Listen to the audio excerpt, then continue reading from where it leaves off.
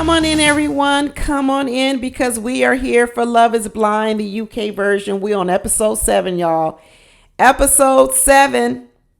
And this was Meet the Families. This was Meet the Family episode. And for the most part, it seemed like everybody pretty much accepted everybody's partners. We didn't have any family, well, except Catherine and Freddy, but we're going to get to that. But first, I want to talk about this Sabrina and Steven because on the outside, it looks like they're doing well together. They're laughing. They're smiling. Speedo Steven is full of himself, but that's okay because Sabrina's right there to give him the compliments that he needs. He's excited. He's happy. When they met his friends said that they haven't seen this glimmer in his eyes for a long time. And it was interesting that Steven didn't tell any of his friends that he was on this experiment. So he was kind of spilling the beans to them on the first go around. And the married friend was like, shoot, I was dating my wife for 5 years. And then it took me 2 more years. He said, shoot, 7 years before I proposed. Okay, man. Okay, I don't think nobody wants to take that long. That's too long. But you know what? I still have my original concerns about Steven and Sabrina, and it still revolves around this family thing. And we find out that not only does Sabrina live in Belfast, I knew she was from Ireland, but I didn't know she still lived there.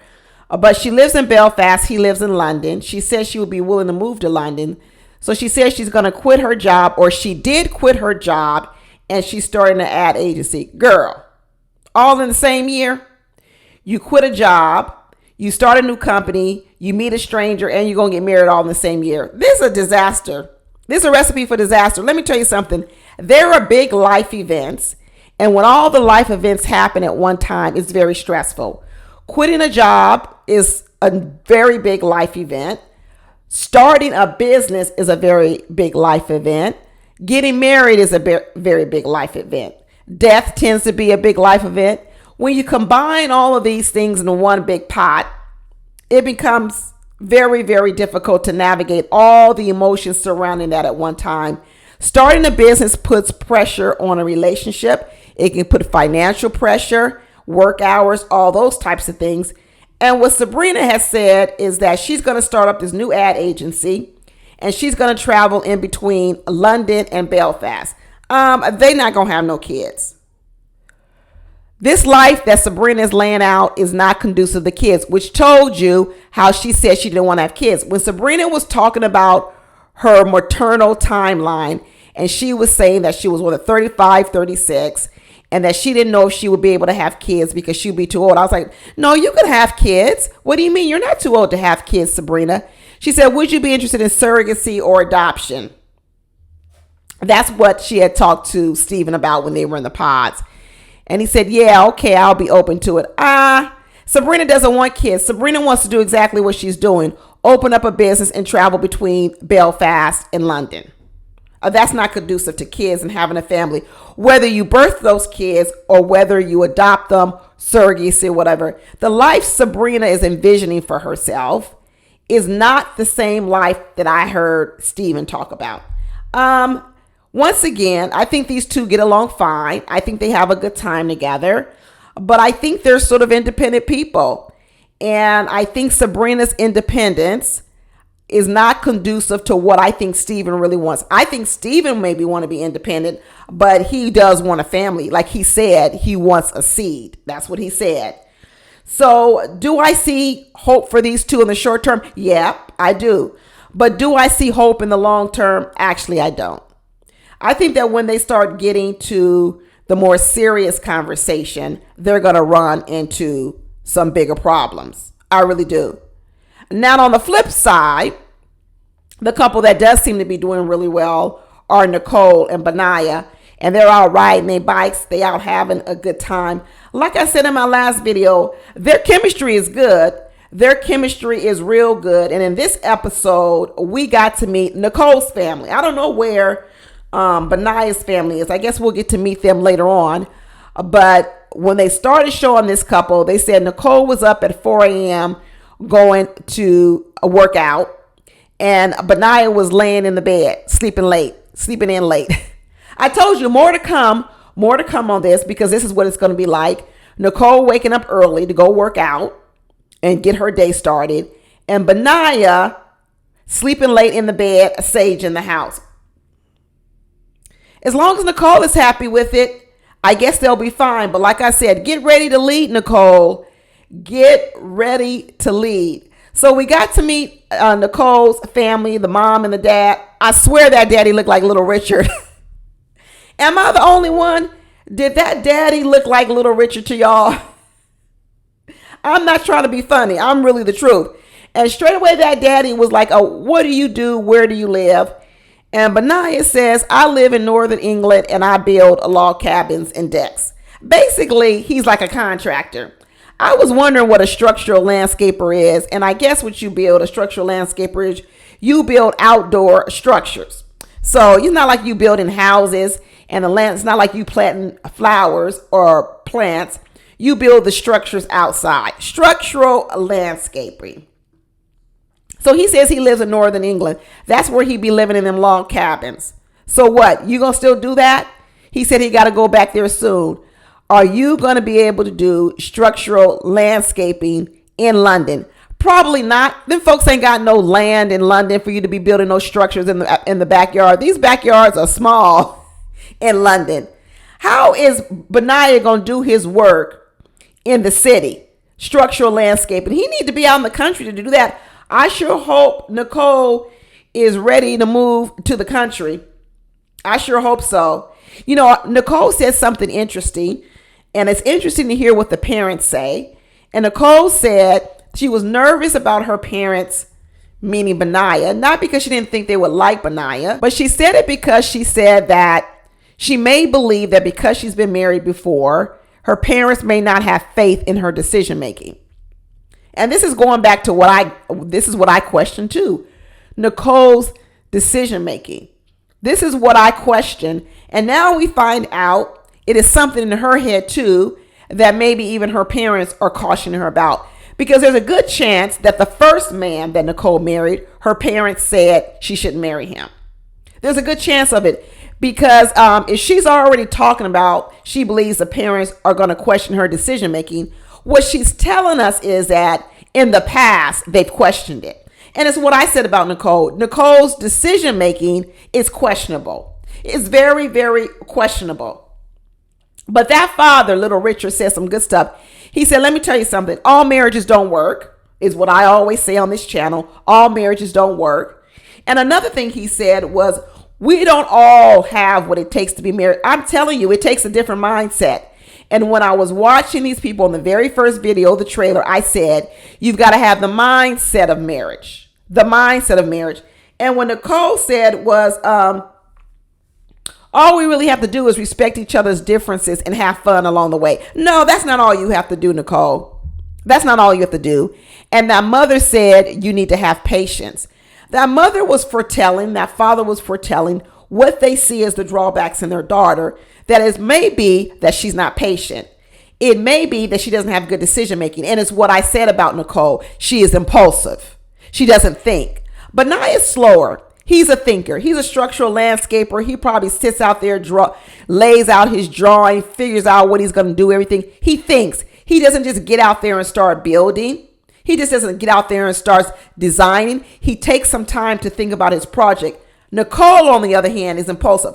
I saw those clips. I saw those previews for the next episode 8. I haven't watched it yet. But we hear old Sam saying that Nicole was at his place and she tried to sleep with him and he was the one who turned her down. Now we know Sam is a big liar sometimes. We do know that. But I'm going to tell you what, I can believe it because it's what I've been saying about Nicole. Nicole wants to put on this whole thing and tell us, oh, I didn't have a lot of sexual relations till I was 20. Whatever, girl. I already told you Nicole was all about the physical. She's about the physical. So I wouldn't be surprised if she did. It could be a lie because Sam is a liar in his own right, but I can still believe it from Nicole. I can believe it because Nicole is an emotional decision maker. She's not a thinker. That would have been another mistake to sleep with Sam, but I could believe she was going to try it. I could believe it because she's still trying to get Benaiah in the bed. I think they probably already done it by now, but let me tell you, she was pulling him alone. But they seem happy. And what Nicole said at the end was she sees them getting married. I do too, Nicole. I see you guys getting married. I absolutely do see it. I see them both saying yes. There's nothing I could think of why they would say no at this point in time. I think what I'm more concerned about, will Nicole be patient enough with Benaiah? Because Benaiah is slow. And if she isn't patient, will she do maybe what she did before and leave him? Will she leave him? The one thing about a lot of people, why some men get afraid of dating women who are divorced, is because what they know about divorced women is divorced women know how to leave. That's what they know. And they were afraid that if you found something about that man and you left, what if you find something else about me and you leave? And that's what I would say about Nicole, because Nicole left Sam. Once she saw Sam, something she didn't like, she left. My question is, can Nicole stick in situations in which she doesn't like things? Because right now, I'm not necessarily seeing proof of it. She's happy. But can she stick around when things aren't so great? Does she know how to work through things? That's the part I'm skeptical about Nicole. And if anyone is going to get their heart broken in this Nicole-Benaiah relationship, it's going to be Benaiah. It will be Benaiah. It won't be Nicole. Nicole's not the victim. I even said that when we started talking about Sam and Nicole, that Sam was just as much a victim as Nicole. But I hope they make it. I hope that Nicole has learned something from her first marriage.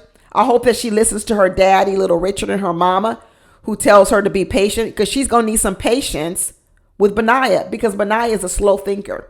He moves slow. I do believe that. But you know who doesn't look good, y'all, as a couple? Tom and Maria. I don't see it. They don't look good as a couple. I'm starting to see that they seem to have some fundamental differences. Maria's still calling Tom judgmental and saying that, hey, you know what? Money and career are not everything in life. It's about how you treat people, how you care about people. And I agree with you, Maria. I agree with you. The problem is Tom doesn't necessarily agree. That's the problem. You're not married to me, Maria. You're going to be married to Tom. But you know what? Maria says something very interesting in this episode. She says, I just want to let you know, family, that there's no guarantee we're going to say yes on decision day. And the reason why I think Maria said that is because she already is questioning some things herself. She sees some things she doesn't like about Tom, and she's starting to question it. Like I said, she concentrated too much on the comedy. I told you it wasn't a foundational cornerstone of Mary, but it's what she wanted to concentrate on. And now all of a sudden, the real stuff, who the person really is, she's starting to have a problem with it. Maria says she's really annoyed with Tom, but she wants to try to move past it. Well, this is going to rear its ugly head later on, because Tom is who Tom is. He's 38 years old. There's not going to be a lot of changing going on, Maria. You're expecting him to change and probably be maybe who your father was, but I'm not for sure Tom is that man. I'm really not for sure Tom is that man. You know, when she was prepping him for the meeting with the family, she was telling him that, hey, no, don't do a whole lot of PDA, a whole lot of touching and kissing. If you do that in front of my mother, that's going to be come off as disrespectful. And so Tom got a little lesson of the Muslim culture. They got there. They had some good food, some good conversation, and that sister dug in. I guess that sister has taken over the role of vetting the husband that the father would normally do, because that sister was like serious, very, very, very serious. And Maria said, listen, if my sister don't approve of you, it's going to be a no-go. It's going to absolutely be a no-go. If we do not get the approval of my sister, we will not be getting married. And honestly, I'm not even sure if they're going to need the approval of the sister, because I'm not sold that Maria is even sold on Tom. She's doing a whole lot of backsliding. And when she was exposing Tom to her family, saying that he was judgmental, that showed me that she wasn't willing to cover him. That meant that she was willing to expose the parts about him she doesn't like. And if she really, really was solid and wanted to marry him, she might try to hide those parts of him and deal with it privately. But she was very open, exposing him to the family on what his shortcomings were. She laid him out to dry. She really did lay him out to dry. And, you know, Tom tried to backpedal and everything. And then the family chimed in and said, that's not what's important. And of course, he's back down. Of course, he's not going to challenge the family. But Tom knows who he is. He knows exactly who it is. I don't see it for these two. I really don't see it for these two. These ladies are both still really grieving the death of their father, really grieving it. And one of the things I think about Maria is I think Maria is trying to fill a hole right now from the death of her father. And I'm not so sure that if Maria's father was alive, would Maria even be doing this experiment?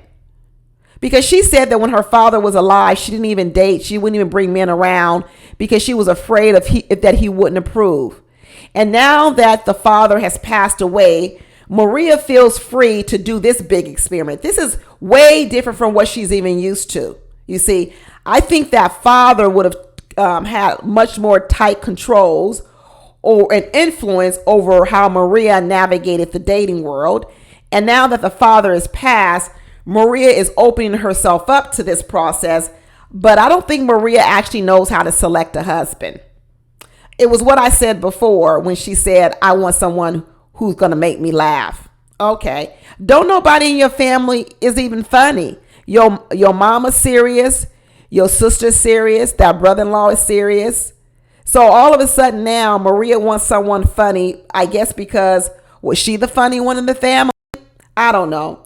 I don't know what hole Maria is trying to fill with Tom, but I think before Maria gets into a relationship or marriage, she needs to learn who she is without her father here on earth. Because I think a lot of who she is, her identity was wrapped up in her father. And now that her father is passed away, I think she's grieving. And I think she's trying to fill that hole of her father with a new man in Tom. But I don't think she's looking at all the right qualities. Tom ain't it for Maria. Maria, Tom ain't it for you. I don't think he's the one for her. He's not the one. And in talking about revealing some interesting information about each other, Jasmine opened up. She opened up even more, talking about how she's got a jealous spirit. Well, Jasmine, we saw that. At least I saw it a long time ago. I knew she gonna have a tight leash on Bobby.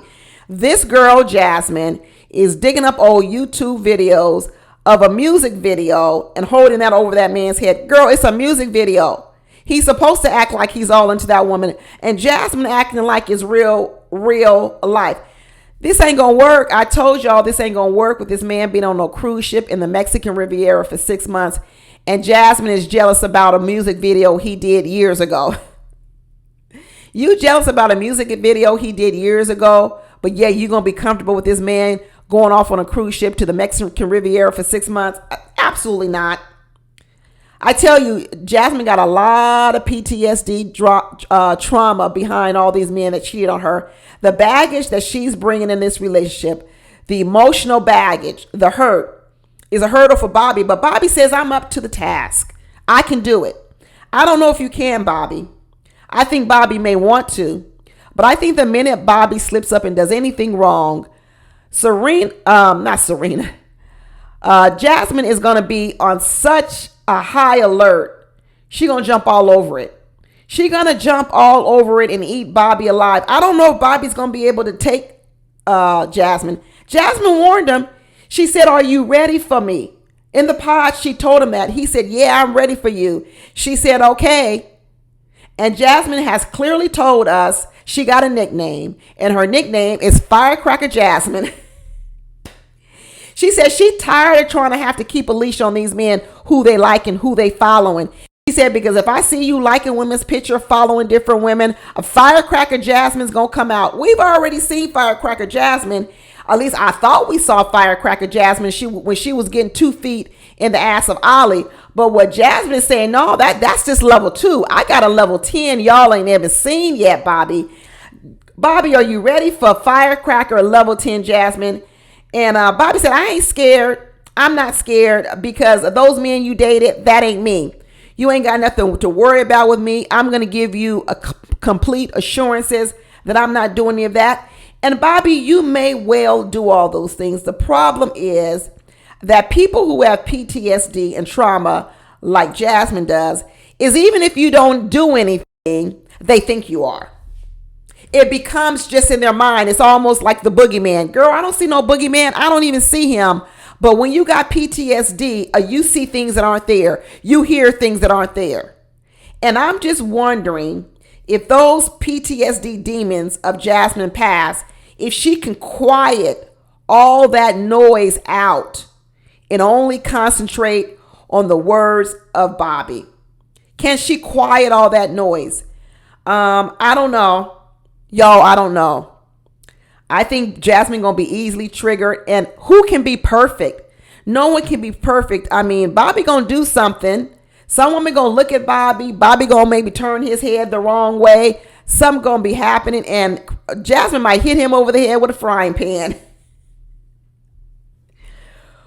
Woo! She gonna want your passcodes to all your social media accounts. She gonna want to be able to track your location, share your location. She gonna want to put one of them iPod air tags in your car, in your duffel bag, wherever you go. Girl, Jasmine, a mental health nurse. But Lord, it's a lot. It is a lot, Jasmine. I don't know, Jasmine. Some of this stuff you might also need to kind of like maybe. I hope Jasmine is in therapy. I really hope she's in therapy because it's one thing to have PTSD and trauma from our past. We all know that. But girl, it's starting to feel like a lot you bringing in. And this man, it seems like Bobby is always already starting in the hole, and he's got to earn his way out of the hole versus starting on, hey, don't judge me on past men, judge me on who I am. So he's already in the hole. That's hard. That's hard when you start with a person in the hole and you got to dig yourself out of the hole before you did anything even bad. Which brings me to Freddy and Catherine. I've been telling y'all that Catherine is looking for anything to knock Freddy down a peg or two, anything. And when they went on this little shopping spree, she's still mad over 2 days ago when he told her he cheated on a woman 7 years ago. She's still mad. And she's still looking for things so she can knock him down a peg or two. And just because you go to a store and he's like, do you like these shoes? She says, yeah. Hey, you have this in a size 11. That was funny. Why are you so upset about that, Catherine? What's so wrong with that joke? It's not a big deal. Even, who knows, maybe you do wear a size 11 or maybe you don't. Either way, why are you so upset about it? Because she's looking for things. She's looking for things. Then she's like, well, will you shopping with me? Well, if we're married, would you go shopping with me? He says, I will go with you, but I might just sit down and wait on you. No, I want a man who's going to be engaged. That means I'm dragging you along. Girl, you're not happy about nothing. Nothing at all. You are constantly picking on things to pick this man apart. And I'm telling you where it comes from. It comes from she's insecure. And because she's insecure, she needs to knock Freddy down a notch every time she gets. And now we figure out that I believe Freddy got some insecurities on his own and he is ripe for the knocking him down. She's complaining about he's always joking. I don't think his jokes are that bad. I don't think his jokes are malicious. I don't think his jokes are to make fun at her. I think she likes to pick on things. Even when he rubbed the back of her back, she was like, don't stroke me. I'm not a dog. Girl, go sit down. Go sit. I don't like Catherine. I really don't like Catherine because she's got trauma and she doesn't see how her trauma is making her treat other people. That's what I'm saying. Because she really is treating Freddy bad. It's treating them bad. And I don't know why this is lingering on for days and days and days and days. But then when they get to Freddy's house, guess what? She's going to be sliding down the wall again because she gets to Freddy's house and goes, oh my God, it's so nice. There's another thing she's going to be jealous over Freddy of. His house, because his house is nice and he owns a house. But what does she come in? Picking on everything. Yeah, it was kind of wild. He got doors off the hinges. That is kind of wild. And I'm not going to front. That glittery mirror was a bit glittery there, Freddy. It was a bit glittery. But she going to pick on everything in the house. But yet she was impressed. But she going to have to pick on it because she got to knock him down a peg or two. That's what she's got to do because she's actually overly impressed. Even when Freddy came out with his little Undertaker funeral director suit on, Bury me, Freddy. Bury me. Bury me, Freddy, because Freddy looked good. Have y'all ever seen a fine man in an Undertaker outfit? Lord, what is going on here? What is going on here? And when she saw him, she said, a sexy funeral director. She said, oh, bloody hell. She said, this man even looks good in a funeral director fit.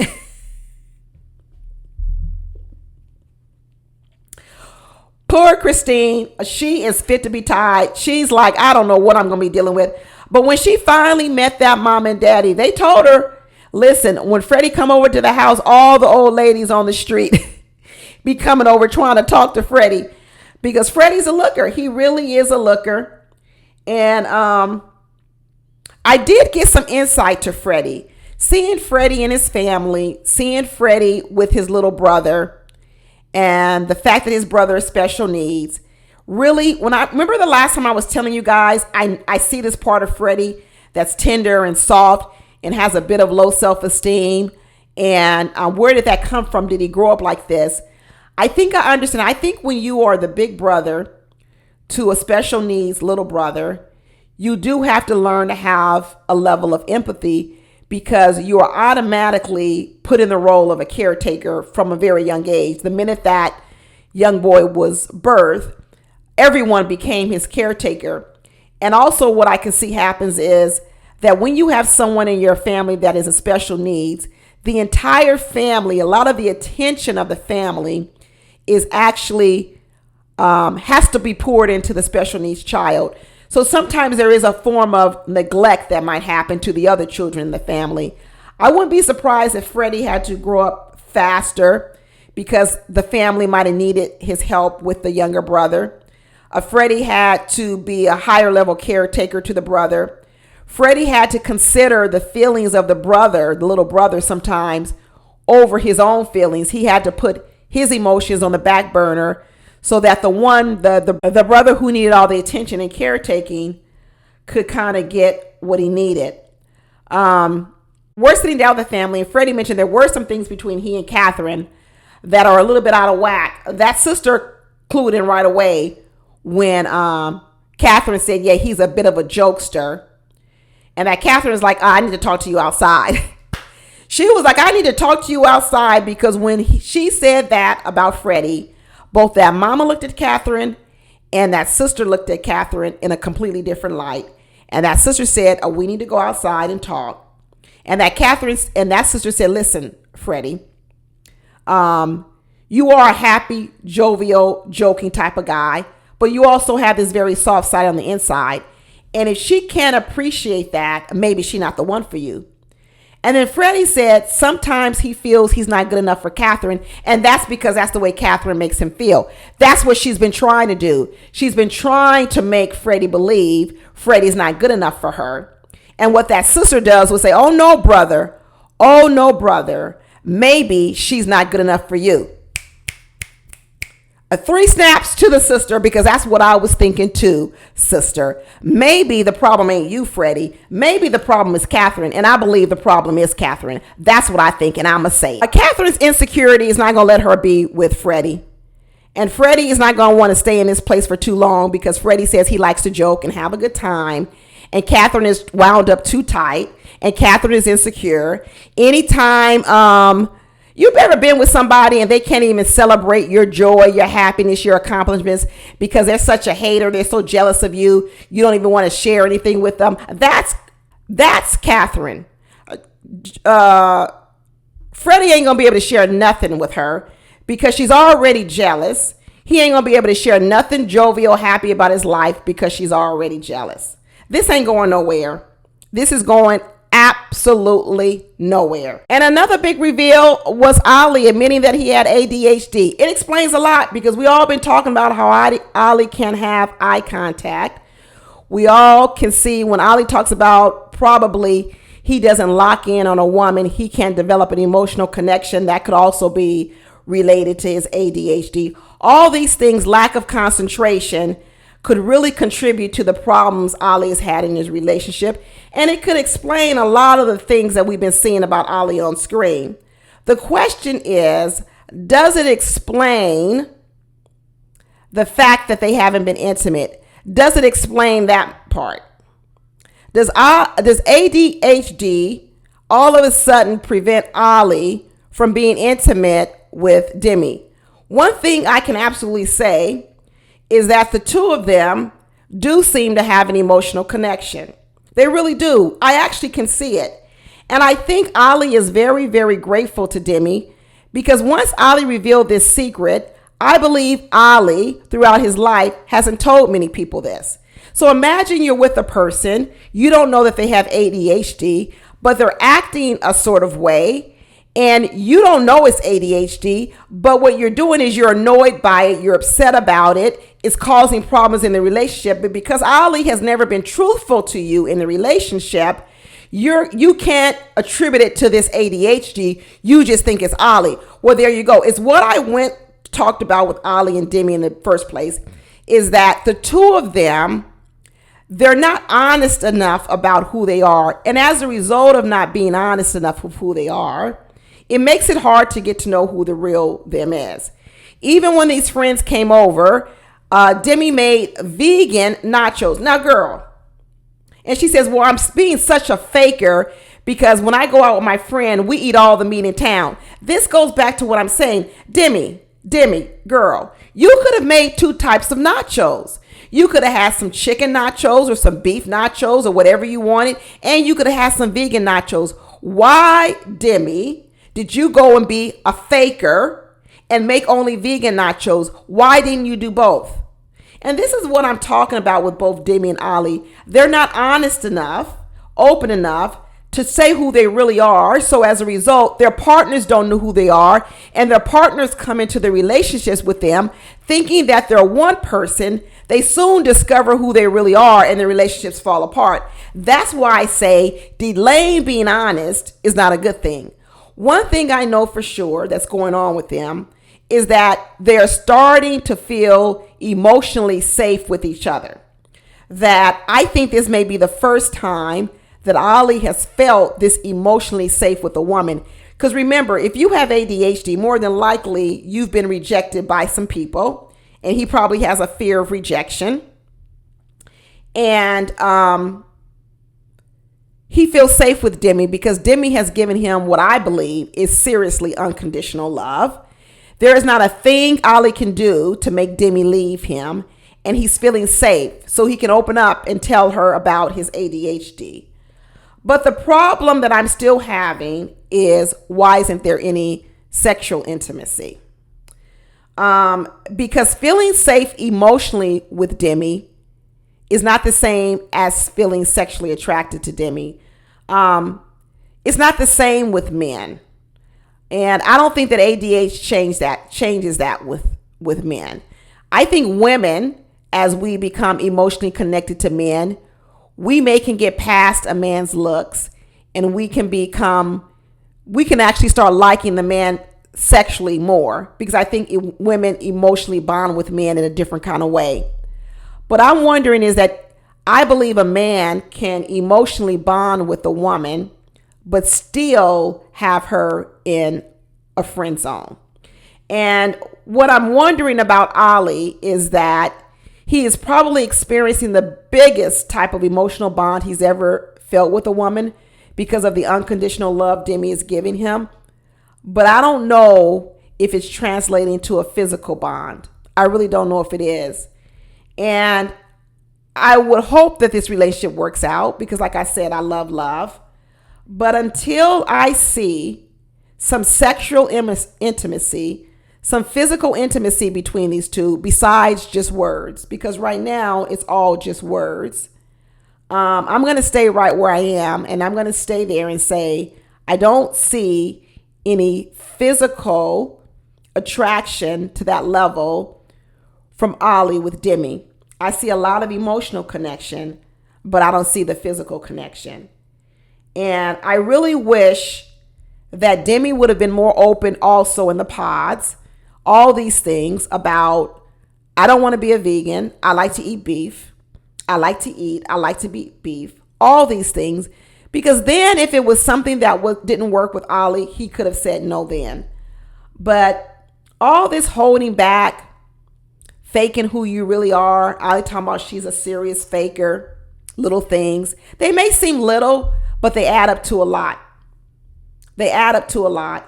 And you can already see Demi starting to be almost like a mother to Olly. There was a lot of, hey, put that down. Don't do this, do this. There's a lot of Demi instructing Olly a lot in the grocery store when they're cooking. And he said he has severe ADHD. He did. And after a while, will Demi start to feel like Olly's mother with no intimacy? Because if you're just telling a man what to do and being his caretaker and instructing him what he's doing wrong, but yet you don't have a physical bond, that's just like a mother-son relationship, a sister-brother relationship. Because you can have an emotional bond with a brother or a sister. What takes it to the next level where it's husband and wife? You have to have a physical bond. So is the emotional bond enough? No, it's not enough. So until I see that, like I said, I'm going to stay right where I am, y'all. I'm going to stay right where I am. So that's it, y'all. That's all we got for episode 7. Be sure to come back for episode 8, and I will talk to y'all later. Bye.